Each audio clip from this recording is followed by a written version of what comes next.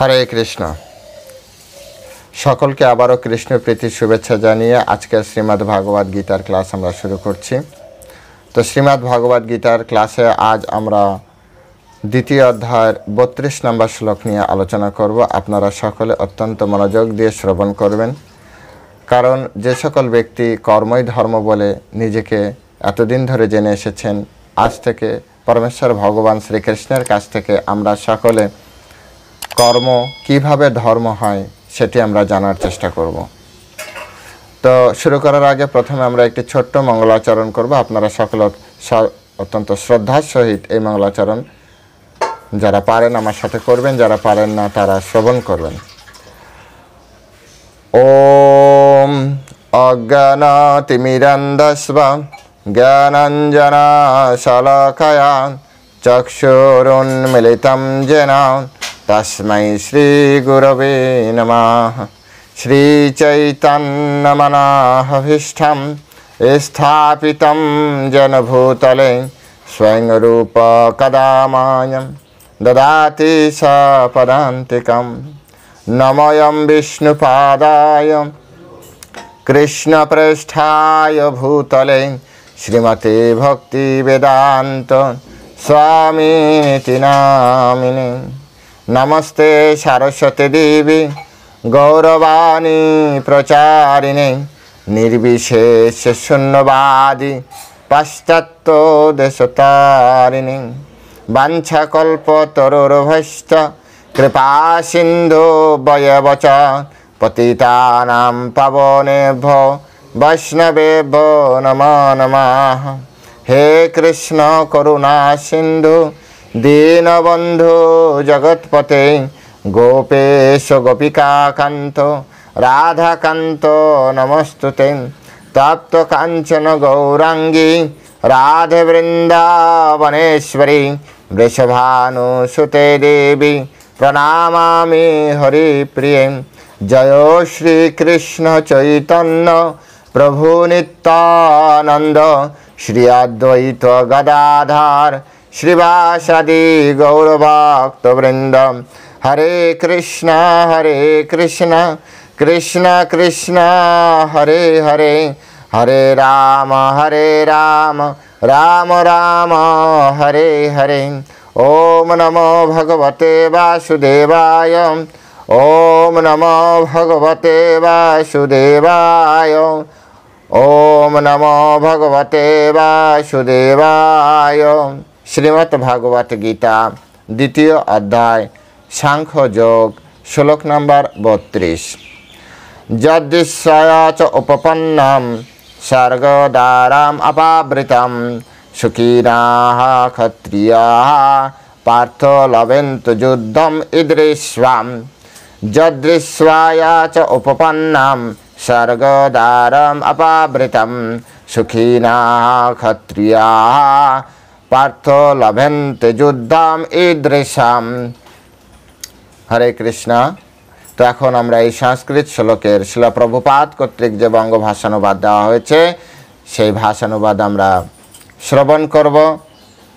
অনুবাদ। হে পার্থ, স্বর্গদ্বার উন্মোচনকারী এই প্রকার ধর্মযুদ্ধে অংশগ্রহণ করার সুযোগ না চাইতে যেসব ক্ষত্রিয়র কাছে আসে তারা সুখী হন। আমি পুনরায় আরেকবার পড়ছি। হে পার্থ,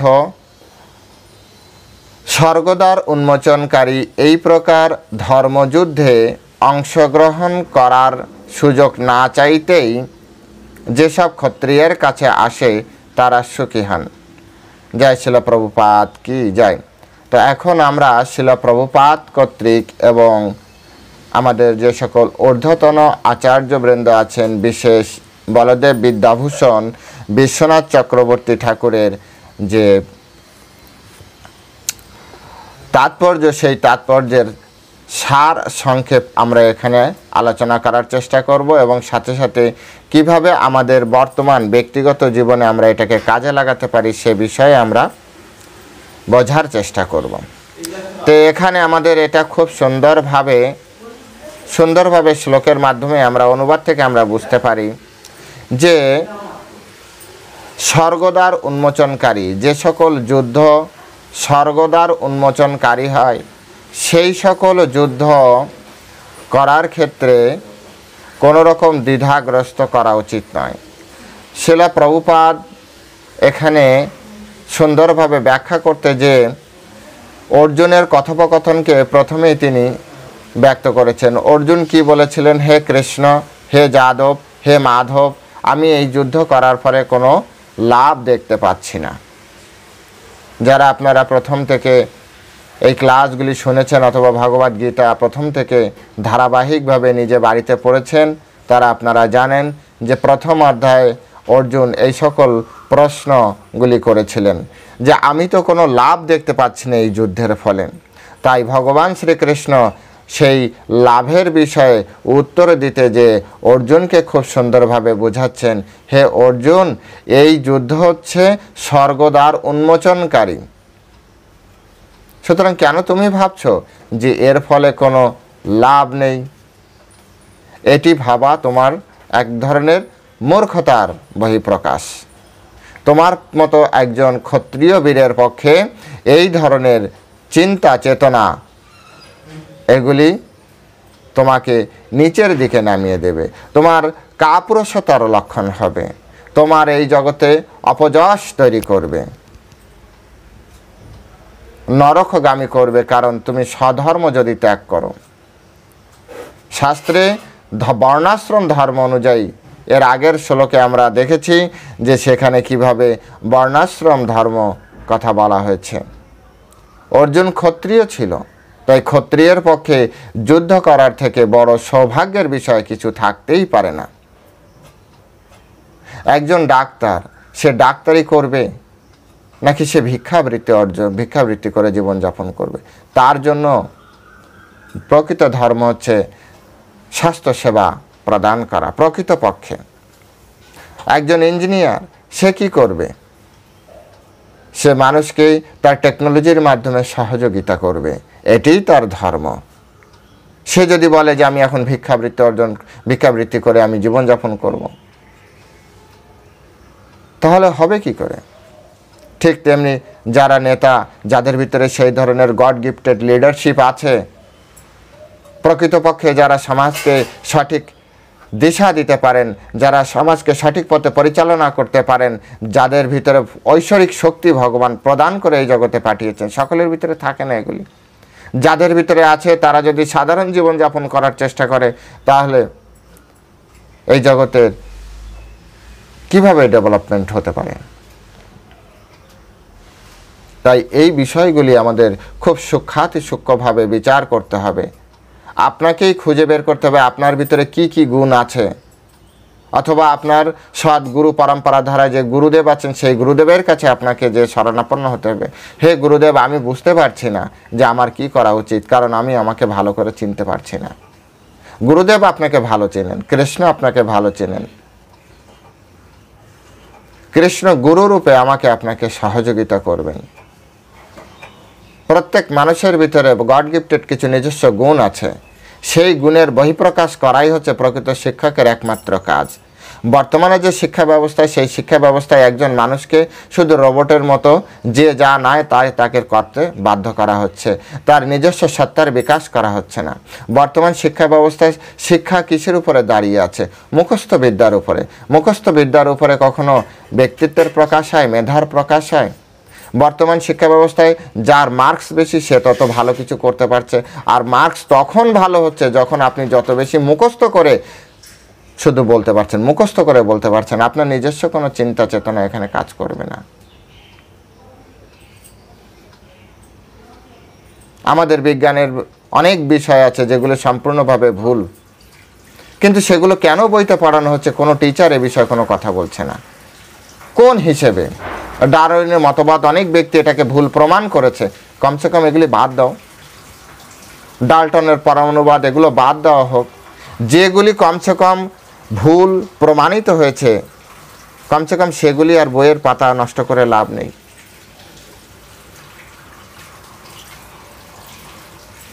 ভগবান শ্রীকৃষ্ণ এইসব বিষয়গুলি আমাদেরকে বোঝাচ্ছেন। বর্ণ অনুযায়ী, আশ্রম অনুযায়ী এক একজন ব্যক্তি তার নিজস্ব কর্ম সবসময় করতে থাকবে।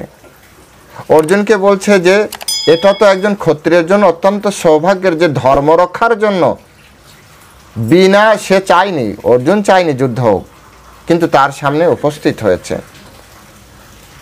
তাই এটা অত্যন্ত বড় সুযোগ, কারণ তাকে যুদ্ধ করতে হবে কাদের সাথে? তৎকালীন সময় শ্রেষ্ঠ বীর যোদ্ধাদের সাথে। আরে প্রতিপক্ষ যত বড় হয় তত আপনারও সৌভাগ্য, আপনারও সুনাম তৈরি হবে। অমুক বড় বীরের সাথে আমরা ফাইট করে তারপরে যুদ্ধে জয়লাভ করেছি। প্রতিপক্ষ যদি কমজোর হয় আর সেক্ষেত্রে যদি আপনি জিতে যান, সেক্ষেত্রে মানুষ আপনাকে অতটা বাহবা দিবে না, অতটা প্রশংসা করবে না। তাই প্রতিপক্ষ সমানে সমানে হওয়া উচিত। আর এখানে তো প্রতিপক্ষ অর্জুনের থেকে অনেক বড় বড় ব্যক্তিত্ব। বিশ্বনাথ বলদেব বিদ্যাভূষণ তো বলছে যে পিতামহ ভীষ্ম, গুরু দ্রোণাচার্যের মতো এই মহাবীরগণের সহিত যে যুদ্ধ করার সুযোগ এসেছে, এটাই তো তোমার জন্য অনেক বড় ভাগ্যের। এখানে তুমি যদি মরে যাও তাহলে তুমি নিশ্চিত স্বর্গদ্বার পাবে, শাস্ত্রে এভাবে আছে। আর যদি তুমি জিতে যাও তাহলে মানুষ তোমাকে কত প্রশংসা করবে। উভয় দিক থেকে তুমি লাভবান। এত বড় বড় যোদ্ধা সহজে কারোর সাথে যুদ্ধ করবে না। উভয় দিক থেকে অর্জুন ছিলেন লাভবান। তো শিলা প্রভুপাদ এখানে বলছেন যে সমস্ত জগতের পরম শিক্ষাগুরু পরমেশ্বর ভগবান শ্রীকৃষ্ণ তাকে তিরস্কার করলেন তার এই মনোভাবের জন্য, যে তুমি অর্জুন যখন যুদ্ধ করবে না, এগুলো সব তিরস্কার করা হচ্ছে। এবং তার এই উক্তি তার মূর্খতার পরিচয় বলে তিনি ঘোষণা করেছেন। স্বধর্ম ক্ষাত্রধর্ম ত্যাগ করে অহিংস নীতি অবলম্বন করা তার পক্ষে অনুচিত। আমাদের প্রত্যেকেরই এই শ্লোকের মাধ্যমে আমাদের প্রত্যেকেরই উচিত পরমেশ্বর ভগবানের এই যে নীতি, সেই নীতি আমাদের গ্রহণ করা। আমাদের নিজেদের স্বধর্ম ত্যাগ করা উচিত নয়। স্বধর্মে নিধনাম শ্রেয়, বারবার মনে রাখুন, মুখস্থ করে রাখুন। স্বধর্মে নিধনাম শ্রেয়, পরাধর্ম ভয়াবহ। এটা তো গ্রাম বাংলায় কথিত আছে, একজন জমিদার সে যদি কখনো ভিখারি হয়ে যায়, তার জমিদারি যে ভাব সেটি যেতে লাগে 12 বছর। আর একজন ভিখারি যদি কখনো অনেক টাকা পয়সা পেয়ে জমিদার হয়ে যায়, তার ভিক্ষুক দশা যেতে লাগে 12 বছর। এত সহজ নয়। একজন শূদ্র সে সবসময় ভীত সন্ত্রস্ত মনের থেকে, তাকে যদি বড় একটা আর্মি করে দেওয়া যায়, তো যখন যুদ্ধ হবে তখন সে শুধু তার স্ত্রী পুত্রের কথা চিন্তা করবে, আমার ছেলে মেয়ের কি হবে। সে কখনো বৃহৎ চিন্তা করবে না। আর এর ফলে কি হবে? যুদ্ধে তার পরাজয় হবে, অথবা যুদ্ধে বিপরীত পক্ষের সাথে কম্প্রোমাইজ করে হয় সে সম্পত্তির নিজে লাভবান হয়ে যুদ্ধ থেকে বিরত থাকবে, যেটাকে ঘুষ বলা হয়। সে তার সমাজের মানুষের কথা, সে তার দেশের কথা সে চিন্তা করবে না, কারণ সেই গুণেরই তো নয়। সে এইভাবে তৈরি হয়নি মন থেকে। তাই স্বধর্ম বা ক্ষাত্রধর্ম ত্যাগ করে অহিংস নীতি যাতে অর্জুন না গ্রহণ করতে পারে, সেই জন্য পরমেশ্বর ভগবান শ্রীকৃষ্ণ শিক্ষা দিচ্ছেন। আমাদেরকে কি শিক্ষা দিচ্ছেন? আমরাও আমাদের যে ধর্ম, বর্ণাশ্রম অনুযায়ী ধর্ম, সেই ধর্ম কখনো ত্যাগ না করি। ব্রাহ্মণই শুধু ব্রাহ্মণের কাজ করুন, ক্ষত্রিয়ই শুধু ক্ষত্রিয়ের কাজ করুন, বৈশ্যই শুধু বৈশ্যের কাজ করুন, শূদ্রগণ শুধু শূদ্রেরই কাজ করুন। বর্ণাশ্রম ধর্ম, বংশ পরম্পরায়। এর ভিতরে যদি কোনো ব্যক্তি নিজে থেকে কখনো তার গুণ এবং কর্ম উন্নত করতে চায়, কোনো একটা বর্ণকে টার্গেট করে যে আমি এরকম হব, তার ভিতরে সেই ভাব যদি নিয়ে আসতে পারে, গড গিফটেড, এগুলো পরমেশ্বর ভগবান শ্রীকৃষ্ণের ইচ্ছা ছাড়া হবে না। অনেকেই শাস্ত্রে ভুল ব্যাখ্যা দিচ্ছে, একই গীতার ভুল ব্যাখ্যা, একাধিক ব্যাখ্যা কেন আসছে? কারণ এক একজনের মন মানসিকতা এক এক রকম। যিনি যে ভাবের নন, তার কাছ থেকে আপনি কখনোই প্রকৃত শিক্ষা আশা করতে পারি না। গুরু পরম্পরার শিক্ষা কারোরই আলাদা হবে না। আমি যে কথা বলছি তা শিলা প্রভুপাদের কথা অনুযায়ী কথা বলছি, বলদেব বিদ্যাভূষণের কথা অনুযায়ী কথা বলছি। শিলা প্রভুপাদ যে কথা বলেছে সেম কথা বলদেব বিদ্যাভূষণ বিশ্বনাথ চক্রবর্তী ঠাকুর বলেছেন, উইথ কোট করে করে করে বলে যাচ্ছেন। এটাকে গুরু পরম্পরার শিক্ষা বলা হয়। তাই এখানে কোনো ভুল ভ্রান্তি থাকে না। এগুলো আমাদের সুন্দরভাবে বোঝার চেষ্টা করতে হবে। যিনি শিক্ষক, তাকে প্রকৃত শিক্ষা গুরু পরম্পরার মাধ্যমে নিয়ে তার শিক্ষা ব্যবস্থা পরিচালনা। আজ একটা পড়ালেন, কাল আরেকটা স্টুডেন্টকে ওই বিষয়ের উপরে আরেকটা তথ্য দিলেন, আরে কোনটি ঠিক, তারপরের দিন আরেকটি তথ্য দিলেন। প্রতিবার আপনি নতুন নতুন করে স্টুডেন্টদের কাছ থেকে টাকা নিচ্ছেন আর আপনি ভুলভাল করে পড়িয়ে যাচ্ছেন। একদিন আপনার স্টুডেন্ট যদি আপনাকে বলে যে স্যার আপনি আমাকে তো এই পড়িয়েছিলেন, এই একই কনসেপ্টে আপনি ওনাকে এটা পড়াচ্ছেন, তাহলে আমি কি দোষ করেছিলাম, আমাকে কেন ঠিকটা পড়াননি, তাহলে আমার টাকাটা ফিরিয়ে দিন। আপনি বলবেন তখন তো অত আপডেট ছিল না, এখন আপডেট হয়েছে, আমি তো টাকা দিয়েছিলাম আপডেটের জন্যই, আমি তো কমা শিক্ষার জন্য আপনাকে অর্থ দেইনি। তখন আপনি কি বলবেন? তাই শিক্ষাকে গুরু পরম্পরার শিক্ষাই শুধু দেওয়া উচিত। গুরু পরম্পরার শিক্ষা প্রত্যেকটা শিক্ষায় আপডেট, সবসময় আপডেট আছে। এখানে আপডেট এরকম করা লাগে না, পুরো আপডেট ভগবান দিয়ে দিয়েছে একবারই।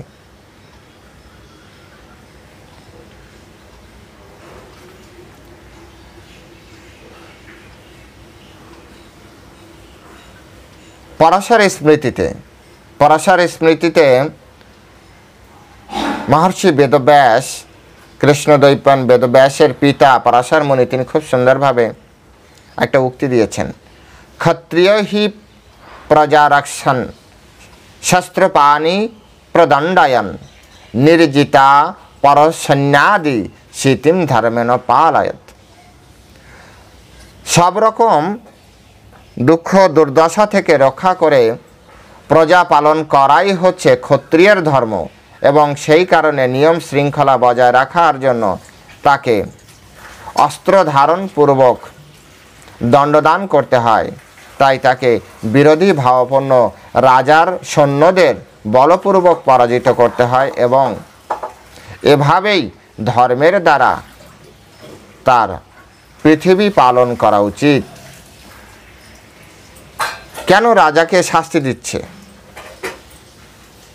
কারণ রাজা অন্য বিপরীত পরসৈন্যাদি অর্থাৎ অন্যান্য সৈন্যগণ, বাইরের সৈন্যগণ যদি তার নিজের রাজ্যের প্রজাদেরকে কষ্ট প্রদান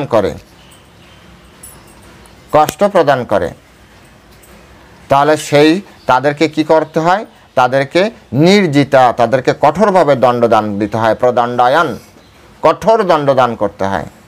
আজ আমাদের ভারতবর্ষ অনেক শতবর্ষ ধরে বিভিন্ন পরাশক্তির দ্বারা কেন পরিচালিত হয়েছে, কেন নির্যাতিত হয়েছে? কারণ তৎকালীন সময়ে রাজা যারা ছিল তারা প্রকৃত ক্ষত্র ধর্ম পালন করেনি। ক্ষত্র ধর্ম থেকে তারা প্রকৃত ক্ষত্রিয় রাজা তখন হয়নি। প্রকৃত ক্ষত্রিয় রাজা না হলে তাকে বাঁচানো যায় না। ধর্মের ক্ষেত্রে কখনো কম্প্রোমাইজ করা যাবে না। আর ধর্ম বর্ণাশ্রম, একজন ব্যক্তি অপরের সাথে খারাপ ব্যবহার করেছে।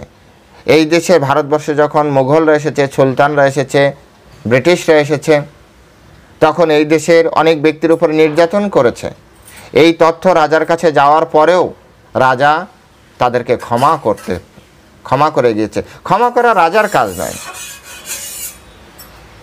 ওই সময় বীজ যখন অঙ্কুরিত হচ্ছে তখনই যদি সেটাকে উৎপাটন করা যেত, আজ এরকম অবস্থাই তৈরি হতো না।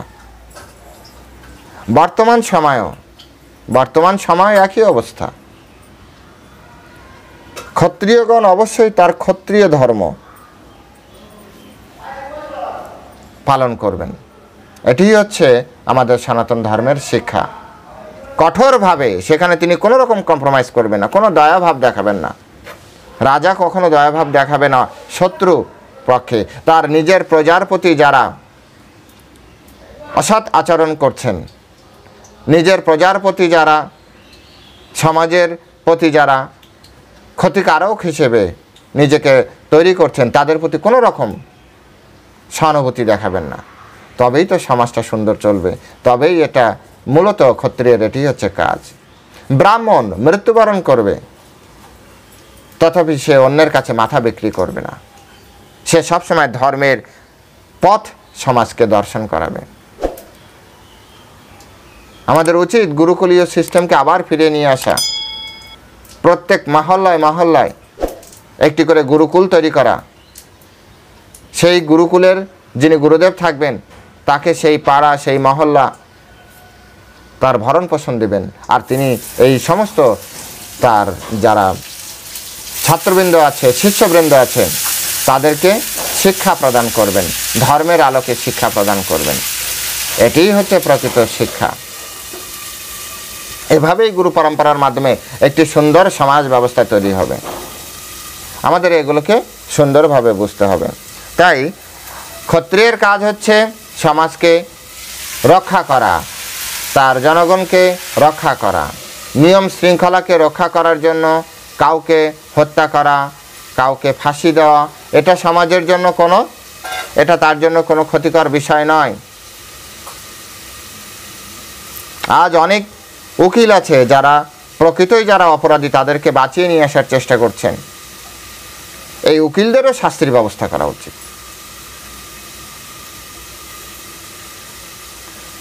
যিনি সত্যিকারের অপরাধী তার শাস্তি হওয়া উচিত, যিনি সত্যিকারের নিরপরাধী তাকে মুক্ত করা। এটাই হচ্ছে স্বধর্ম। আমি সকলে আমাদের নিজেদের স্বধর্ম পালন করতে হবে। স্বধর্মে নিধানম শ্রেয়। সেখানে যদি মৃত্যুও হয়, হাসতে হাসতে মৃত্যুবরণ করতে হবে। পরধর্ম ভয়াবহ, পরের ধর্ম আচরণ করা যাবে না। এটি হচ্ছে প্রকৃত শিক্ষা। সব দিক দিয়ে বিচার করলে, অর্জুনকে যেভাবে বোঝাচ্ছেন, সব দিক দিয়ে যদি বিচার করা হয় তো অর্জুনের শুধু লাভই লাভ। অর্জুন যুদ্ধে যদি জয়লাভ করে তাহলে তার যশ খ্যাতি, তার প্রতিপত্তি, তার রাজ্য ভোগ এগুলো সে করতে পারবে। যদি তিনি পরাজিত হন তাহলে স্বর্গদ্বারে তিনি স্বর্গে চলে যাবেন। কারণ ধর্মযুদ্ধে মৃত্যুর ফলে তার স্বর্গ, এবং কুরুক্ষেত্রে এই যুদ্ধ হচ্ছে, তাই নিশ্চিত তার স্বর্গ প্রাপ্তি হবে। বিশ্বনাথ চক্রবর্তী ঠাকুর তো এই বলেছেন যে এই ভীষ্মাদিকে বধ করিয়া তাহাদিগকে নিজ হইতে অধিক সুখী করো। অর্থাৎ ভীষ্ম দ্রোণাচার্যেরা অধর্মের পক্ষ থেকে যতদিন বাঁচবে এরা অধর্ম করবে, অধর্ম করবে, অধর্ম করবে, এর থেকে ভালো হয় তুমি তাদেরকে হত্যা করো। এতে তোমার কষ্ট হয় হোক, কিন্তু তাদের প্রকৃত লাভ হবে। তোমার থেকে অধিক লাভবান তো তারা হবে। এক তো তারা বৃদ্ধ, তারা পরবর্তীতে নতুন শরীর পাবে। সেটা যদি বিচার নাও করা হয় তথাপি তো তারা বেঁচে থাকতে যত অপরাধ করবে ততটা অপরাধ তারা এখন আর করবে না। তাই তাদেরকে এ ধরনের লাভ প্রদান করার জন্য, নিজ হইতে অধিক লাভ তাদেরকে প্রদানের নিমিত্তে তাদেরকে বধ করো। তাই আমাদেরকে এগুলো খুব সুন্দরভাবে সঠিকভাবে বুঝে বর্ণাশ্রম ধর্ম অনুযায়ী আমাদের জীবনকে পরিচালনা করা উচিত। প্রত্যেকের জায়গায় আপনি খুঁজুন আপনি কোন বর্ণে আছেন, আপনি কোন আশ্রমে আছেন, এবং সেই অনুযায়ী আপনার যে কর্তব্য কর্ম সেই কর্তব্য কর্ম আপনি করতে থাকুন। সকলে ভালো থাকবেন। জয় শিল প্রভুপাদ কি জয়। হরে কৃষ্ণ।